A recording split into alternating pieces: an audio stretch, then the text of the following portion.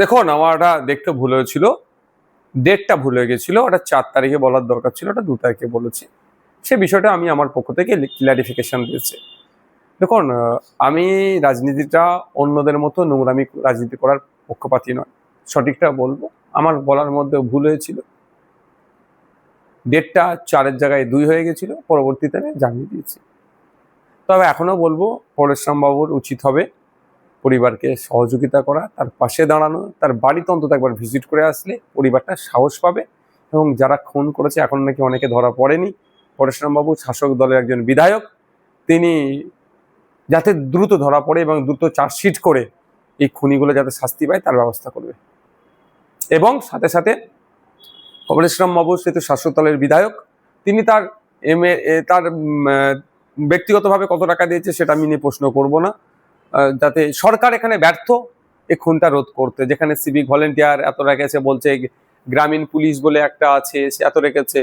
আচ্ছা, সাথে সাথে পুলিশ প্রশাসন থাকার পরে একটা ছেলেকে এতক্ষণ ধরে পিটিয়ে মারলো, হত্যা করলো, পুলিশ আটকাতে পারেনি, পুলিশ ফেলিওর। ফলে সরকারকে ক্ষতিপূরণ বাবদ, দেখুন টাকাতে একটা মানুষের জীবনের দাম হয় না, তারপরেও কম করে 20 লক্ষ টাকা দেওয়া হোক, তার ব্যবস্থা করে দেবেন এবং তার পরিবারকে একটা সরকারি চাকরি করে দেবেন, এই আশাটা আমি রাখবো পরেশরাম বাবুর কাছে। এবং ঘুটিয়ারি শরীফের মাটি, ক্যানিংয়ের মাটি, বাংলার মাটি, সম্প্রীতির মাটি, এই মাটি যাতে মাটির সম্প্রীতি যাতে ঠিকঠাক থাকে তারও ব্যবস্থা তিনি করবেন। এই মাটিতে যারা সম্প্রীতি বিনষ্ট করবে তাদেরকে কঠোরভাবে জবাব দেবেন। পরেশরাম বাবু ইতিমধ্যেই বলেছেন যে কাজ, হসপিটালে একটা কাজ দেখে দিচ্ছি অস্থায়ী, সেটা করলে করতে পারেন যদি সমস্যা হয়, আর একটু লেট করলে আমি পাকাপাকি ভাবে যাতে পার্মানেন্ট, আমি আশা করবো পার্মানেন্ট হবে।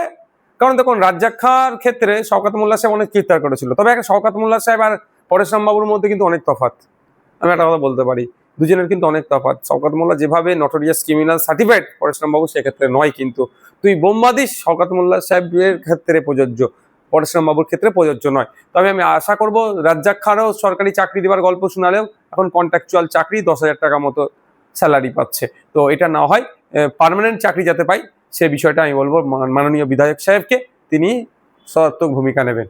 এবং এটাও আমি বলছি রাজ্জাক খানের স্ত্রী, তিনি রাজ্জাক খান পার্টির একজন সক্রিয় কর্মী ছিল, সেই জায়গায় তার স্ত্রীকে যদি কন্ট্রাকচুয়াল 10,000 টাকার মাইনে দেওয়া হয়, তাহলে ঘুটিয়ারি একজন সাধারণ ছেলে তার পার্মানেন্ট চাকরি দেবে, এটা কতটা যুক্তিসঙ্গত? দেখুন, যুক্তিসঙ্গত না, এখানে বিতর্ক করলে অনেক বিতর্ক করা যাবে। আমি এতটুকুই বলবো, যাতে ওই পরিবারটা বাঁচে সেই জন্য একটা পার্মানেন্ট চাকরি সরকারকে ব্যবস্থা করে দিতে হবে এবং 20 লক্ষ টাকা কম করে ক্ষতিপূরণ দিতে হবে, এই দাবিটা আমার থাকছে।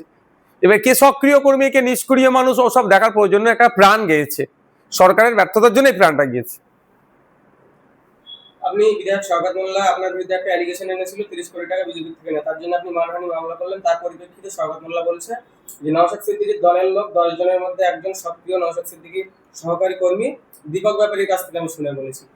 ওসব গল্প শুনিয়ে লাভ হবে না, কোর্টে এসে ওইটাই বলতে বলবেন, ওর কাছে যে আছে না আছে কোর্টে এসে গল্প শোনাতে বলবেন। ওসব এখন উনার ভক্তরা ভয় পেয়ে যাচ্ছেন, ভক্তদেরকে আশ্বস্ত করার জন্য এইসব গল্প শোনাচ্ছে। গল্প ওই মাছার পাড়ার মাচাতেই হয়, আর একজন পাড়ার সাধারণ লোকের সম্পর্কে গল্প হয়ে হুমকি ধমকিতে চলে যাবে। একজন আইনসভার সদস্য সম্পর্কে কালিমালিপ্ত করছে, উনি গল্প ছুটিয়ে ফেলবে আইনের মাধ্যমে আমাদের উকিলরা। যে উদ্যোগের সঙ্গে জড়িত সে তো আপনার রাজনৈতিক চ্যাপ্টার ক্লোজ করে দেবে বলছে, কি বলবেন? কোর্টে যেয়ে দেখা হবে, কোর্টে গিয়েছি, ডেট কবে আছে আমার উকিলরা বলতে পারবে, আমার উকিল দেখছি না ব্যাংশাল কোর্টে উকিলরা আছে, বলে দেবে। তবে সামনের সপ্তাহে আবার কলকাতা ব্যাংশাল কোর্টে যাচ্ছি, আপনাদেরকে আবার একটা মামলা করতে যাচ্ছি সামনের সপ্তাহে, কি নিয়ে মামলা? তো বুঝতে পারবেন কি নিয়ে কার বিরুদ্ধে যাচ্ছি। একটু অন্য প্রসঙ্গে আসে, সামনে 26শে বিধানসভা, একদম মাথার উপরে, খুব বেশি সময় আর বাকি নেই। যে আপনাদের সংযুক্ত মোর্চা করে যে জোটটা আপনারা 21 সালে জোটে লড়াই করেছিলেন, সেই জোটে ফাটল দেখতে পাচ্ছি আমরা। কংগ্রেসের যিনি বর্তমান রাজ্য সভাপতি, তিনি মৃদু তৃণমূল ঘেষিত, আর বামফ্রন্টের আপনি যে চিঠি দিয়েছিলেন বিমান বন্দ্যোপাধ্যায়কে, তারাও দেখছি যে এখনো পর্যন্ত কোনো কিছু হয়নি। এই কিন্তু বিস্তার আমাদের। দেখুন, একটা কথা বলি, আমরা চাই বিজেপি এবং তৃণমূল মুক্ত পশ্চিমবঙ্গ। বিজেপি তৃণমূল মুক্ত সম্পূর্ণরূপে করতে গেলে তাহলে লেফট ফ্রন্ট, কংগ্রেস, আইএসএফ আরো যে সমস্ত ছোট বড় রাজনৈতিক দলগুলো আছে তাদেরকে নিয়ে করতে হবে। অন্যথায় একা লড়তে হবে, একা লড়ে যতটা ক্ষমতা আছে বিজেপি তৃণমূলকে আটকাবো, একদম স্পষ্ট বলছি। আমরা চাই সম্পূর্ণরূপে পশ্চিমবাংলাতে বিজেপি তৃণমূলকে গণতান্ত্রিক প্রক্রিয়ায় বিদায় জানাবো, সেজন্য ঐক্যবদ্ধ হওয়ার জন্য আহ্বান জানাচ্ছি। আবারও আহ্বান জানাবো আপনাদের বলি, বিমান স্যারকে আবারও আহ্বান জানাবো, কংগ্রেসকে আহ্বান জানাবো, যাতে করে এই সময়ের দাবি, মানুষের দাবি একদিকে 2022-এর টেট পরীক্ষার্থীরা তারা মেধার ভিত্তিতে তাদের ইন্টারভিউ নিয়ে নিয়োগ দেওয়া হোক, তার দাবি তুলতে পারছে না। 7 SLST মাদ্রাসার নিয়োগ হচ্ছে না, গ্রুপ ডি মাদ্রাসায় 14 বছর পরে নিয়োগ হতে চলেছে, মানে হবে কি বিশ্বাস নাই।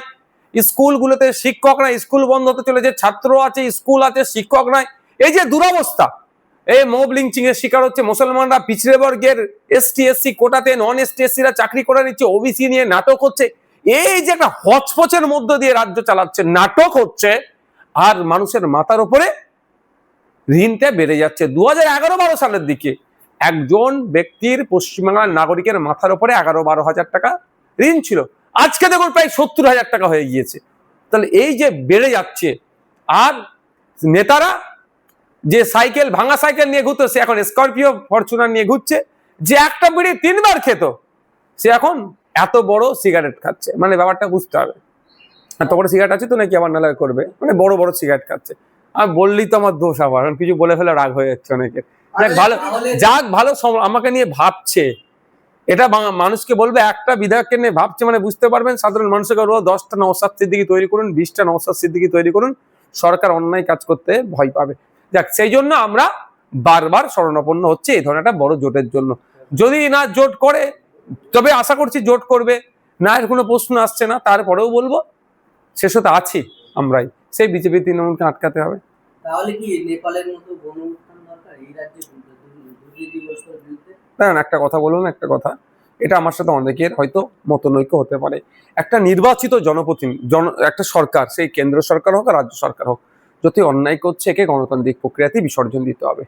আমি এই যে গণ অভ্যুত্থান বলুন, এ বলুন, এর সাথে এটা আমার নিজস্ব মতামত, আমার পার্টির নয়, আমি এর সাথে সহমত নয়। কেন্দ্রের বিজেপি সরকার, ফ্যাসিস্ট সরকার, তার জন্য একটা বিশাল আন্দোলন করো, কেন্দ্রের ফেলে দাও, পশ্চিমবাংলার দুর্নীতিগ্রস্ত সরকার মমতা ব্যানার্জি নবান্ন থেকে টানে নামিয়ে দাও। আমি আমার ব্যক্তিগত অভিমত মরছি, আমার পার্টির অভিমত নয় এটা, যে আমি এতে বিশ্বাসী নয়। কারণ একজন একটা, যদি এখন তাদের সার্টিফিকেট আছে, ভোট কিভাবে করেছে সব জানি, তো আমরা এটাকে আটকাবো, তখনই একে বিসর্জন দেবো গণতান্ত্রিক প্রক্রিয়াতে। 8,000 কোটি টাকা মতো, 8 লক্ষ কোটি হাজার টাকা দেনা রাজ্যে। বামফ্রন্ট যখন ছিল 1,88,000 কোটি, আবার 2 লক্ষ টাকা দেশ স্বাধীন হওয়ার পর থেকে। তো বর্তমানে এক একজনের প্রত্যেক মাসে প্রায় 700 টাকা করে শুধু এই ইন্টারেস্টের সুদ দিতে হয়। তারপরে কেন্দ্রের যে জিএসটি আছে সেগুলো বাদ, শুধু এই রাজ্যের যে 8,000 কোটি টাকা দেনা, 700 টাকার উপরে শুধু প্রত্যেকটা মানুষের সুদ দিতে। এটাকে আপনি কেমন ভাবেন? আমি তো ওই জন্য বলছি, অনেকে ভাবেন যে আমার মাথায় ঋণ আছে, মাথায় বয়ে গেছে, আরে আপনি ঋণটা বোঝা, আপনাকেই শুধতে হবে। আপনি দেখতে পাচ্ছেন না জিনিসের দাম বেড়ে যাচ্ছে, পেট্রোল ডিজেলের দাম বেড়ে যাচ্ছে, হ্যাঁ আছে, এইসব টাকাগুলো যে বাড়ছে, এটা তো ঘুরে ফিরে আবার ওইখানে যাচ্ছে। আপনার মাথার উপরে এখন 70,000 টাকা ঋণ, এই ঋণটা আপনাকেই মকুব করাতে হবে, পরিশোধ করতে হবে। আপনি মানে আপনার জনপ্রতিনিধি, আপনার জনপ্রতিনিধি কোথা থেকে পাবে টাকা ছাপানোর মেশিন আছে নাকি? এই আপনার আমার যে নিত্য প্রয়োজনীয় জিনিস আছে তার দাম বাড়াবে, তার থেকে ট্যাক্স নেবে, ওই ট্যাক্সটা ওখানে করবে। আর এই ঋণগুলো নিয়ে কি করছে, বিভিন্ন প্রকল্পের নামে টাকাগুলোকে হারামে দিচ্ছে, খেলা মেলা করে হারামে দিয়ে দিচ্ছে। আমরা দেখেছি যে রাজ্য যে পুজোর অনুদান, এটা কিন্তু পুজো কমিটি কেউ চাইনি।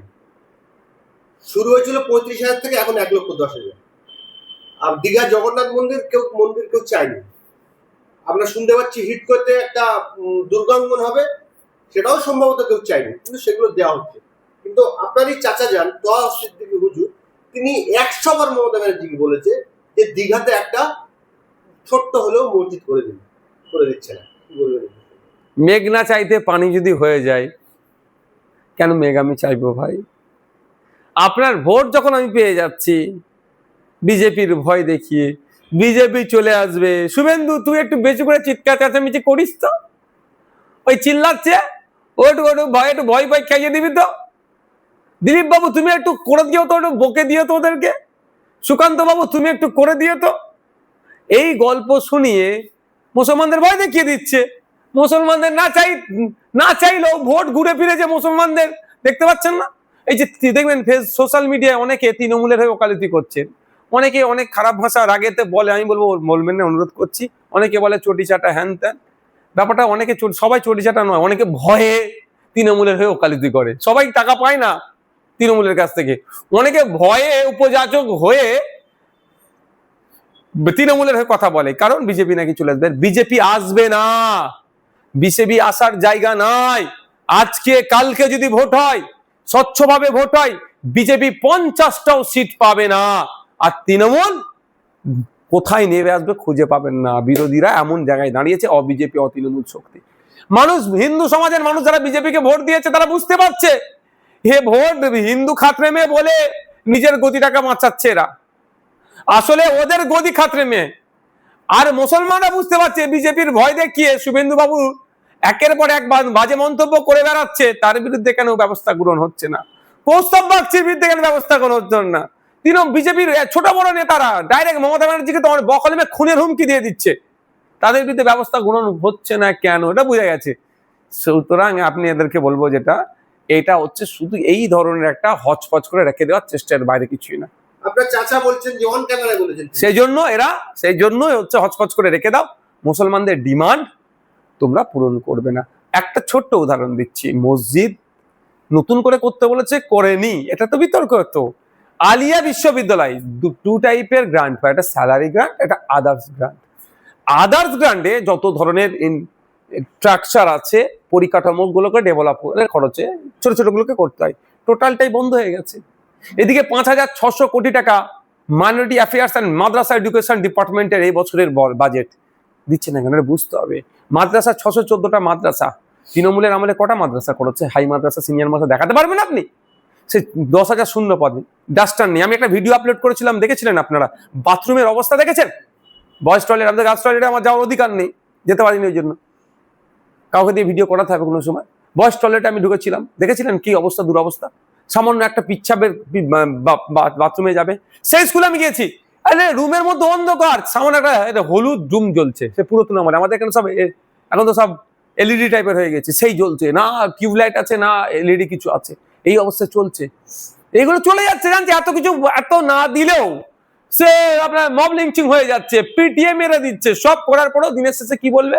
গল্প শোনাবে, চোর তাড়াতে গিয়ে না ডাকাত ঢুকে পড়ে, এইসব গল্প শুনিয়ে ভোট আমি পেয়ে যাব। আরে ভাই, তৈরি করতে হবে তো। চাচাজানকে 100 বার কেন বলতে লাগবে? বলতে লাগতোই না। শিক্ষা ব্যবস্থার আমূল পরিবর্তন হয়ে যেত যদি 10টা নওশাদ সিদ্দিকী তৈরি করতে পারতো এই সমাজ।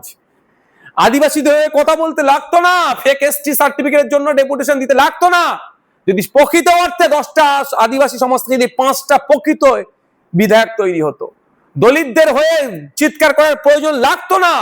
যদি সত্যিকারের 5টা দলিত সমাজ থেকে বিধায়ক উঠে আসতো, মুসলমানদের এত মার খাচ্ছে, মানে সামাজিক ভাবে এরা লাঞ্ছিত বঞ্চিত হচ্ছে, চিৎকার চেঁচামেচি করতে লাগতো না যদি 10টা উঠে আসতো নওশাদ সিদ্দিকী।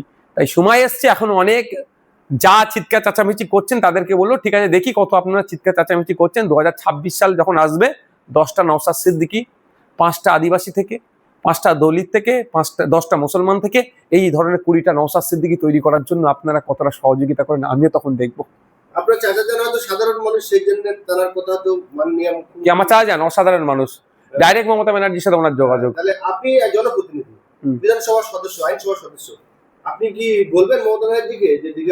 আমি একটা কথা বলি, শোনেন, একটা কথা বলি, আমি বিরোধী দলের বিধায়ক, মমতা ব্যানার্জির কাছ থেকে আমার অনেক ডিস্টেন্স। এখানে ঢুকবে, ওইখানে বার করে দেবে। আমার চাচাজান অনেক সুসম্পর্ক মমতা ব্যানার্জির সাথে, চাচাজানকে এই দায়িত্বটা দেন না। আচ্ছা, এখানে শেষ করি, অন্য পর্বে। একজন নতুন, তিনি কংগ্রেসী নেতা। এর আগে আমরা জানার চেহারা দেখতাম না, কি নাম, সম্ভবত রফিকুল না শফিকুল, তিনি বাপি। তিনি বলছেন যে আব্বাস সিদ্দিকী, নওশাদ সিদ্দিকী ঘুম ছুটিয়ে দেবো আমি। নতুন আবির্ভাব ঘটলো, আমরা দেখলাম। আজকে বেলা 11টা পর্যন্ত আমি ঘুমিয়েছি, কেন জানেন? কাজে নয়, মানে শুক্রবার উঠেছি 11টার সময়, ব্রেকফাস্ট করেছি, ফ্রেশ হয়েছি, নামাজে গিয়েছিলাম, এখান থেকে আছি। আগামীকাল কলকাতায় একটা প্রোগ্রাম আছে, তখন সকাল সকাল একটু উঠতে হবে। তাহলে কাল ওর কথাটা, ওনার কথা অনুযায়ী কালকে একটু সকাল সকাল হবে, আমার ঘুম কম হয়। একটা কথা বলবো, আমি সরকার সাহেবকেও চ্যালেঞ্জ করেছি, 6 মাস আইএসএফ এর নাম নিয়ে এরা ছেড়ে দিক, রাজনৈতিকভাবে এরা দেউলিয়া হয়ে যাবে, এদেরকে কেউ খুঁজে পাবে না। কথাই আছে একটা প্রচলিত, না বাবা এটা বলবো না, অসুবিধা হবে। আমার বড় ভাইজানের কুকুর নিয়ে তখন বলবো, অন্য কোশ্চেন করুন। তারপরে দেখলাম যে তিনি আইএসএফ একজন মহিলা কর্মী, তারা ব্যক্তিগত জীবন নিয়ে কিছু বলেছিল, তারা বিরুদ্ধে মানহানির মামলা করেছে। কিন্তু আপনি মানহানির মামলা করছেন, সেও মানহানির মামলা করছে। না দেখুন, আমি প্রথম কথা বলি, ব্যক্তিগত জীবন নিয়ে আক্রমণের পক্ষপাতী আমি নয়। আপনি ভালো করে জানেন, যখন সারা রাজ্যের মানুষ, মানে রাজ্যের একটা শ্রেণীর রাজনৈতিক নেতারা অভিষেক ব্যানার্জির কার ছেলে, কার ভাইপো, মমতা ব্যানার্জির ছেলে কে নিয়ে বিশাল বিতর্ক হচ্ছিল না, আমি সেই সময় আমার চরম বিরোধী, আমি মমতা ব্যানার্জির রাজনৈতিক, আমি চরম বিরোধী তৃণমূল কংগ্রেসের রাজনৈতিকভাবে, আমি চরম বিরোধী অভিষেক ব্যানার্জির রাজনৈতিকভাবে। তারপরেও আমি বলেছিলাম যে কার কোথা জন্ম হয়েছে সেটা দেখার দায়িত্ব আমাদের নয়, আমাদের দায়িত্ব হচ্ছে অভিষেক ব্যানার্জির পিসি 2011 সালের আগে কি কমিটমেন্ট করে ক্ষমতা এসেছিল, অকাপ উদ্ধারের গল্প শুনিয়েছিল, কত বিঘে অকাপ উদ্ধার করতে পেরেছে সেটা অভিষেক ব্যানার্জি বা অভিষেক ব্যানার্জির পিসির কাছ থেকে প্রশ্ন করুন। বলেছিল সরকারি কর্মচারীদের কেন্দ্রীয় সমারে ডিএ দিতে হবে, নাহলে সরকারে থাকার উপযুক্ত নয়, 2011 আগে বলেছিল। তাহলে এখন কেন ডিএ দিচ্ছে না সরকারি কর্মচারীদের কেন্দ্রীয় সমাহারে, এর প্রশ্ন করুন। ও বলেছিল 10,000 মাদ্রাসা দেব, কটা মাদ্রাসা দিয়েছে, কটা মাদ্রাসায় শিক্ষক নেই কেন, এই প্রশ্ন করুন। তখনও বলেছি, এখনো বলছি, আমি ব্যক্তিগত বিষয় নিয়ে রাজনীতি করতে পছন্দ করিনি। তবে আমার কাছে এটাও খবর এসছে, ওই ভদ্রলোকটি নাকি, যে আমাদের যারা নেত্রী যিনি, তাকে নাকি ফোন করে অসভ্য ভাষায় গালিগালাজ অনেক কথা বলেছেন, সেটাও আমরা দেখছি। আমরা কিন্তু ছেড়ে কথা বলবো না। তাকে ও মেরে কুমার পাঠিয়ে এই দেওয়া সমস্ত আমি এখনো এসে পৌঁছাইনি, যতক্ষণ না পৌঁছাচ্ছে আমি তো বলতে পারবো না। তো আমি ওটাকে নিই, ওর আইনত ব্যাপার, আইনি লড়াই চলবে। আপনি বলছেন তৃণমূল থেকে আমাকে অফার করছে, অথচ কালকে তৃণমূলের একজন মুখপাত্র বলছে আপনি মুখ্যমন্ত্রীর পায়ে ধরেছেন বিধানসভায় তৃণমূল করার জন্য। ড্যামেজ কন্ট্রোল করতে হবে, তো ওদেরকে তো কাজে রেখেছে, মাইনে দিয়ে রেখেছে কেন ওদেরকে, মাইনে মিনস ওদেরকে কেন পুষছে, ওদেরকে পোষে কেন পুষছে, তৃণমূল নিয়ে চর্চা হলে ওদেরকে দিয়ে ড্যামেজ কন্ট্রোল করার জন্য। দেখুন একটা কথা বলি, আমি আবারও বলছি, নওশাদ সিদ্দিকীর দ্বিতীয়বার এমএলএ হতে হবে এই লোভ নাই, এই লোভ আমার নাই যে আমাকে দ্বিতীয়বার এমএলএ হতেই হবে, কারো পায়ে চটি চাটবো, আমাকে একটা এমএলএ সিট দাও, পায়ের নিচে বসে থাকবো, ওই লোভ আমার নাই। তিনিও ভালো করে জানেন যে নওশাদ সিদ্দিকী জিনিস, আব্বাস সিদ্দিকীর ছোট ভাই কি জিনিস ভালো করে জানে, সেই জন্য কি ড্যামেজ কন্ট্রোল করার জন্য এই করছে। সারা রাজ্যে যেভাবে সংখ্যালঘুদের উপরে নির্যাতন চলছে, যদি এই মুখ্যমন্ত্রী পদত্যাগ করে পরবর্তীতে যদি কোনো মুখ্যমন্ত্রী আসে, মনে হয় কি সংখ্যালঘুদের উপরে আর নির্যাতন হবে? কোন দলের মুখ্যমন্ত্রী? যে কোনো দলের আসতে পারে। না, তৃণমূলের আসলে তো কন্টিনিউ হবে। বলুন কোন দলে, একটা স্পেসিফিক বলুন। সংযুক্ত মোর্চা যদি বলেন আমি তাহলে উত্তর দেব। আমাকে যদি প্রশ্ন করেন সংযুক্ত মোর্চার থেকে যদি মুখ্যমন্ত্রী হয় তাহলে কি এই ধরনের অত্যাচার বন্ধ হবে, এই প্রশ্ন আমাকে যদি করেন আমি উত্তর দিচ্ছি। তাহলে বলুন, আমি কেন তৃণমূলের দায়িত্ব নিতে যাব?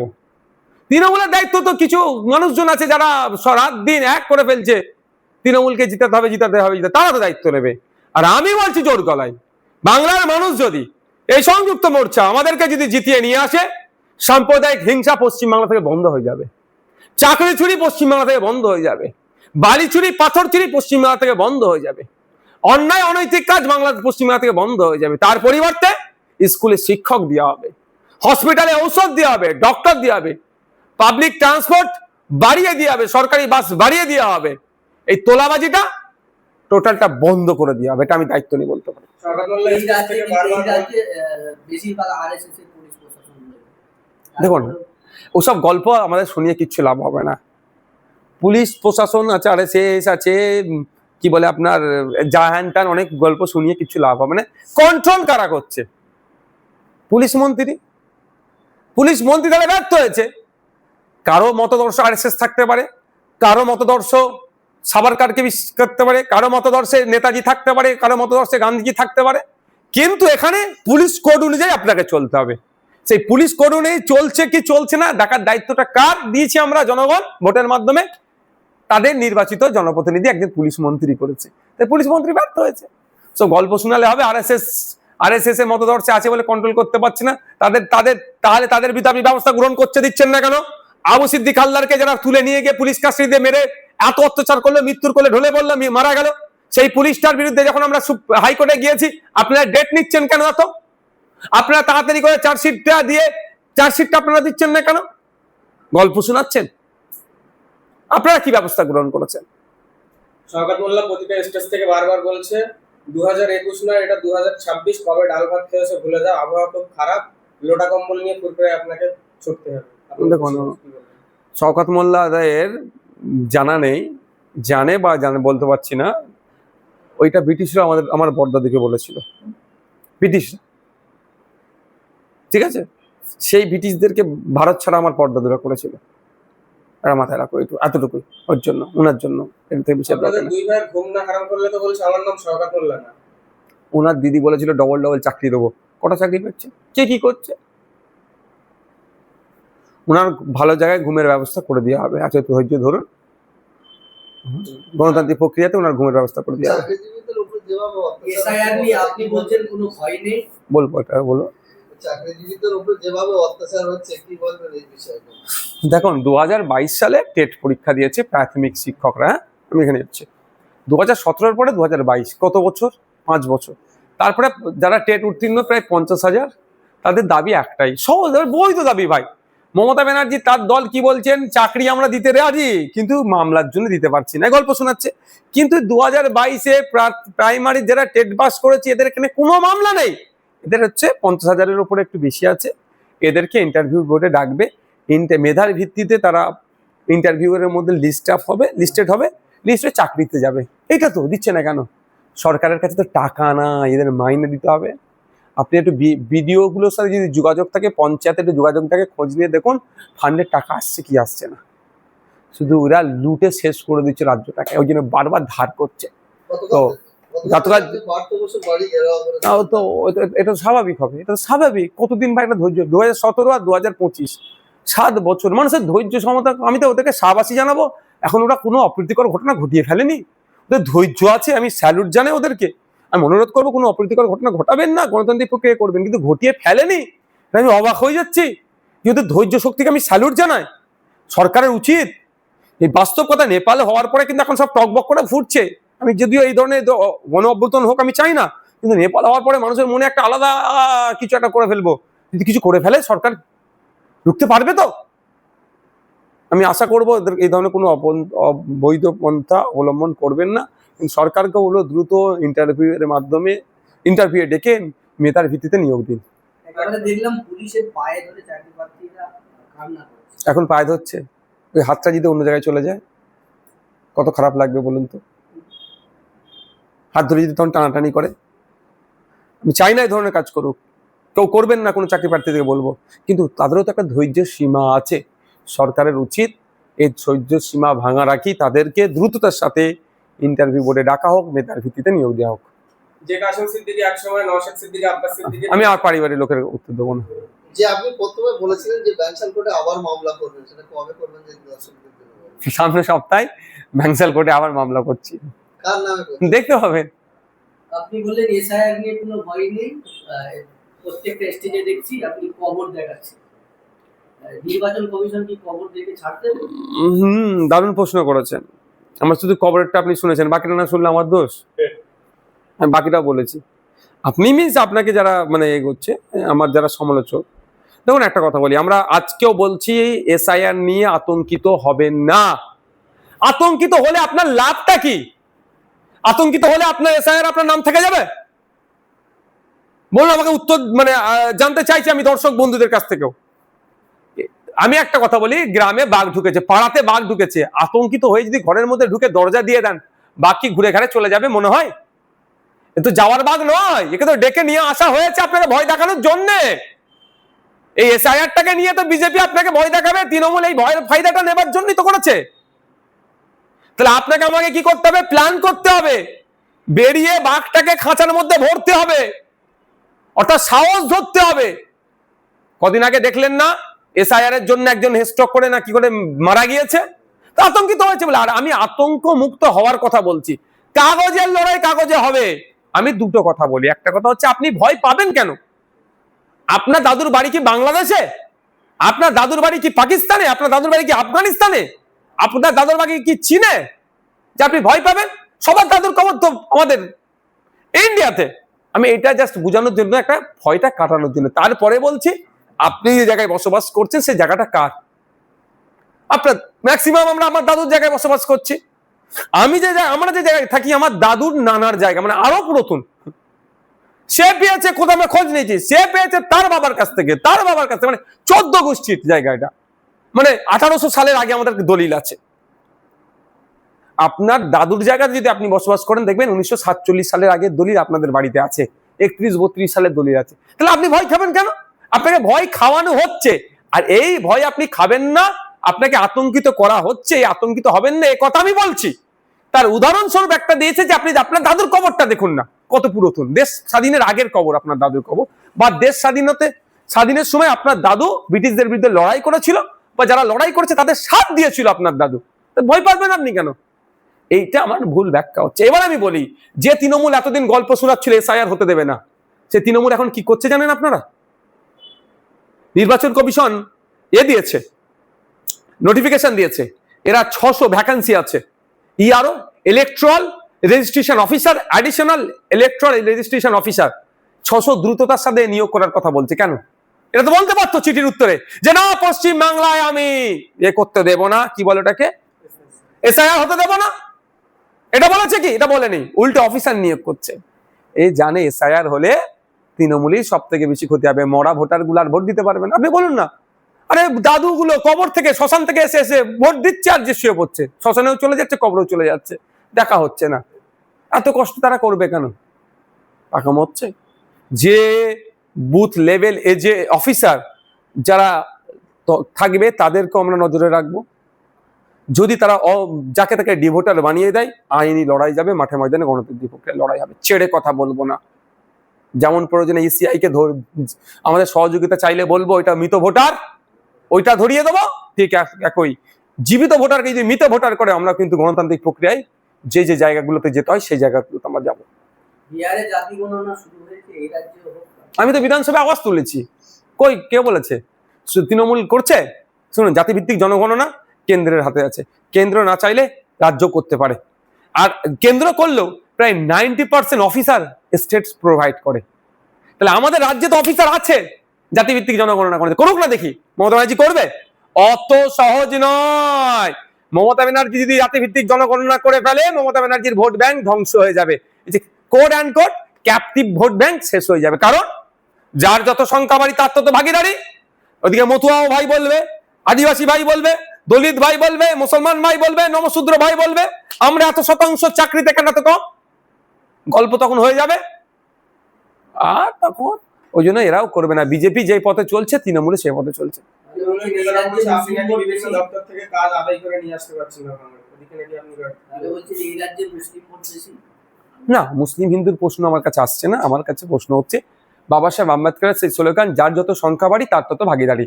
ঠিক এই ধরনের 10% মতো আমাদের রাজ্যে আদিবাসী আছে। 100টা সরকারি চাকরি হলে 10টা আদিবাসীকে দিতে হবে। আমার রাজ্যে এসটি সমাজের মানুষ, পিছিয়ে বর্গের মানুষ প্রায় 40% অধিক। তো 100টা সরকারি চাকরি হলে যে এসটি পিছিয়ে বর্গের যারা আছেন, এসটি সমাজের যারা পিছিয়ে বর্গের মানুষ আছে, তাদেরকে সেটা দিতে হবে।